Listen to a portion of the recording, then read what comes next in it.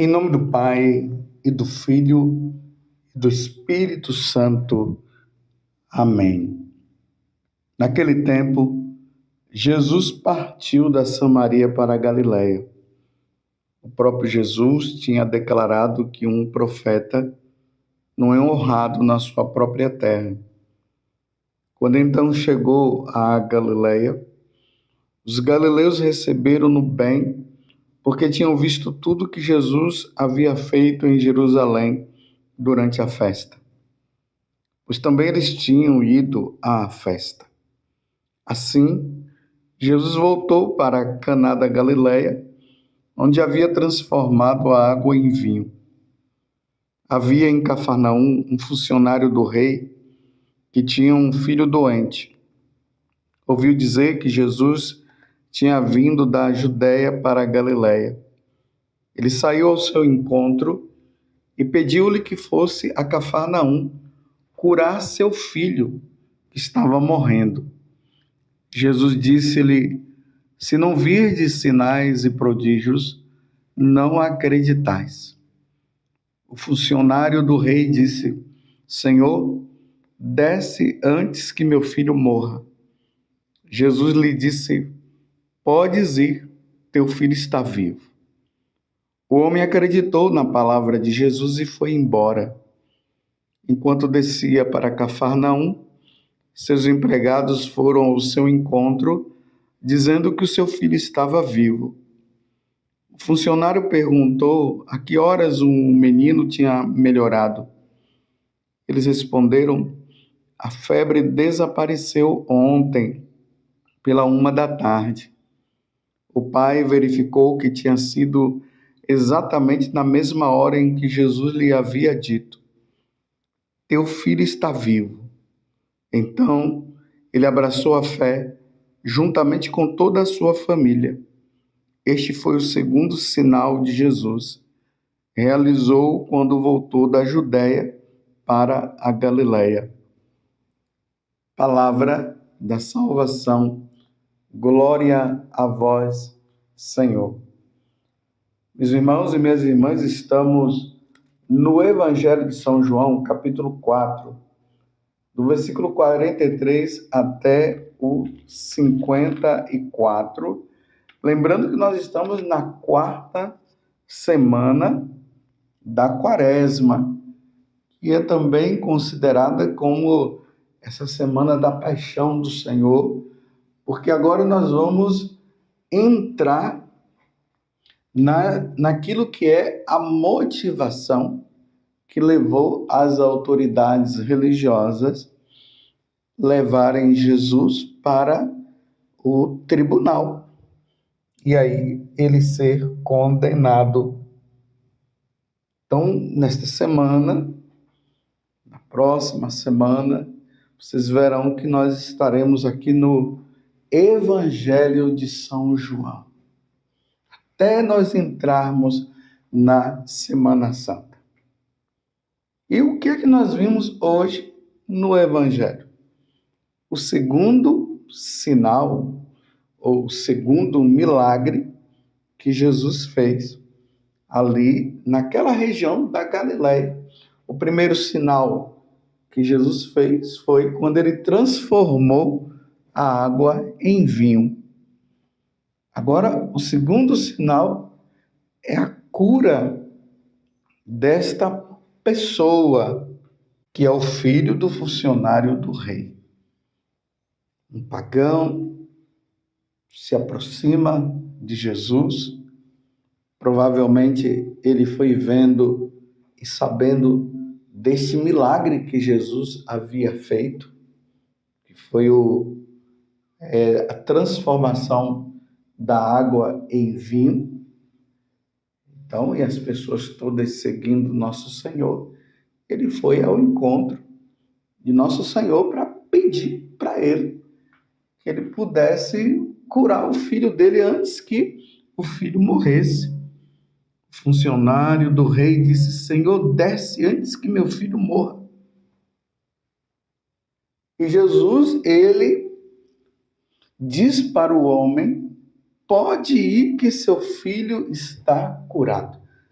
Porque o que aquele funcionário queria era que Jesus chegasse lá no local onde o filho dele estava doente e fosse lá, fizesse as orações, tocasse naquele filho dele e ele fosse curado. Mas Jesus simplesmente falou: pode ir, o seu filho está curado. E ele acreditou no que Jesus havia dito. E ele foi. E aí nós vimos aqui na narração do Evangelho que já vieram ali uma comitiva ao encontro dele, dizendo que o filho estava curado, que o filho estava bem. E aí ele perguntou: a que horas foi que aconteceu esta situação, essa cura? Que horas foi que o meu filho ficou bom? Mais ou menos ali por volta de 1 da tarde. Aí ele lembrou que foi justamente nesse momento que Jesus falou: vai, teu filho está curado. E aí ele passou a acreditar em nosso Senhor Jesus Cristo com toda a sua família. Mas como é bom, meus irmãos, nós dizermos que Jesus é o nosso Senhor, que Jesus é Deus, que nós cremos em Jesus quando nós vemos os milagres.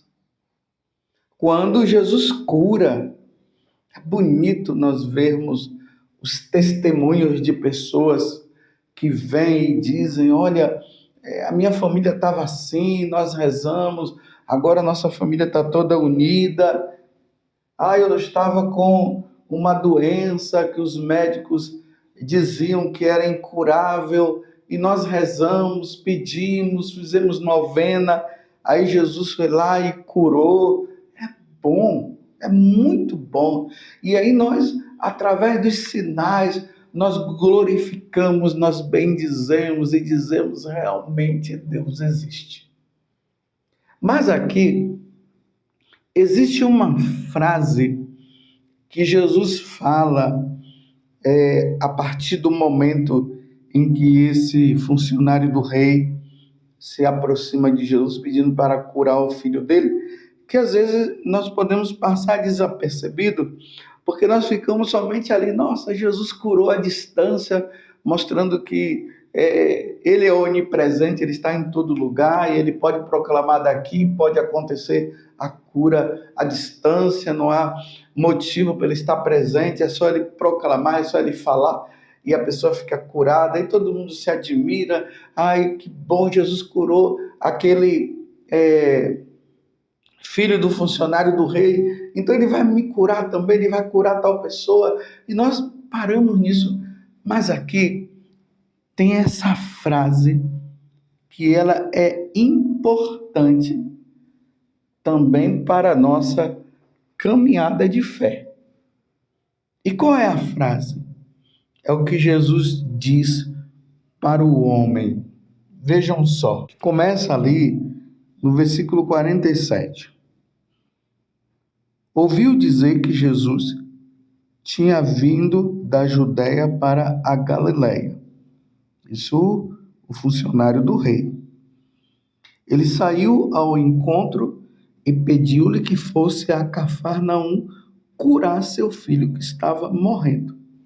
Agora vejam o que é que Jesus vai dizer para ele. Jesus disse-lhe: se não virdes sinais e prodígios, não acreditais. Aqui é o ponto fundamental da nossa fé em nosso Senhor Jesus Cristo. E que é um questionamento que eu costumo fazer para as pessoas. E que é um questionamento que eu fiz para mim também.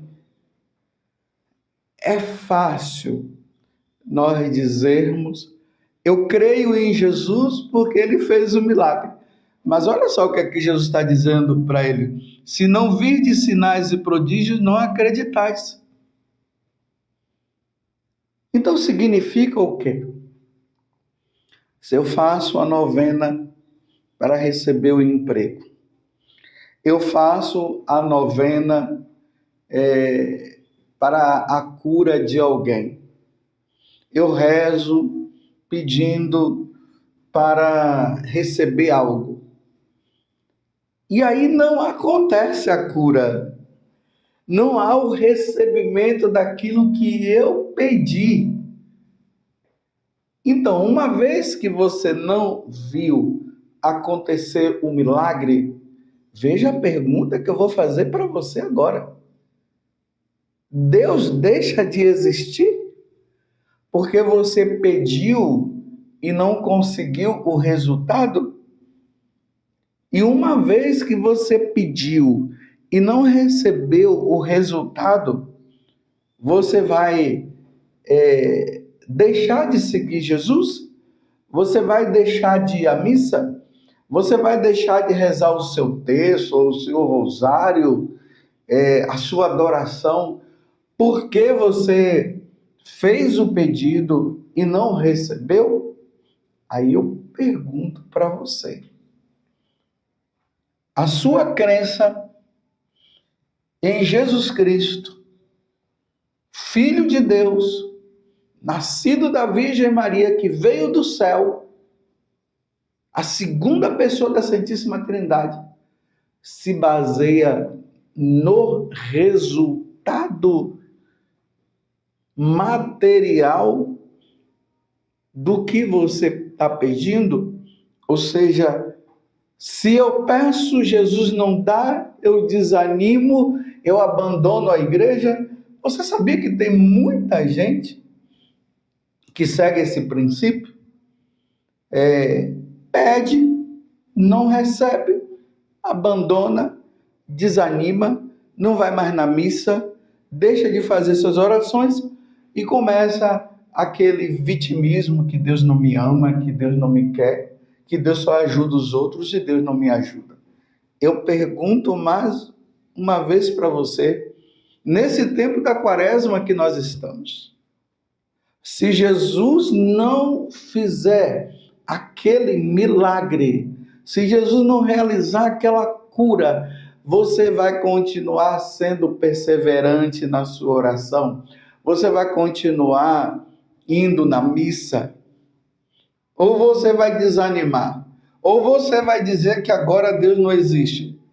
Porque a existência de Deus, ela se baseia nos resultados que eu faço, ou eu creio em Jesus, eu creio em Deus porque Ele é Deus, independente dele realizar esses tais milagres e curas. Você está entendendo? Eu repito, olha o que Jesus fez, ou melhor, o que Jesus falou para aquele funcionário: se não virdes sinais e prodígios, não acreditais. Está vendo? Então agora Jesus se sentiu obrigado, entre aspas, a realizar aquela cura para que ele pudesse acreditar. E ele acreditou e a família toda acreditou também. Jesus quis que fosse assim. Mas e se Jesus quiser provar você não realizando o milagre? Eu pergunto mais uma vez: Deus deixa de existir para você? Você vai começar a dizer que Deus não existe? Porque é assim que os ateus eles fazem, né? É assim que os cientistas que lidam só com o que é palpável. E Deus não é palpável, Deus está relacionado com a nossa fé. Nós cremos que Deus existe, mas com os nossos olhos carnais, nós não vimos Deus. Nós enxergamos Deus pelos nossos olhos espirituais, independente dele fazer ou não alguma coisa. Eu te questiono, porque foi um questionamento que eu fiz para mim. E agora, eu creio que Deus existe, independente de Ele me dar isso ou aquilo que eu esteja querendo. Eu creio na Santíssima Trindade. Eu creio que Jesus está presente na Eucaristia. Eu creio que ele já existia antes de todas as coisas serem criadas, ele já existia. Eu creio que ele veio da Virgem Maria. Eu creio que ele existe. Que não é um conto de fada, que não é história, não é conversa fiada. Eu creio, independente de ele me dar alguma coisa. De que forma você crê em Jesus? Repito mais uma vez e faço esse questionamento para você. Se Jesus não realizar a cura e o milagre, ele deixa de existir?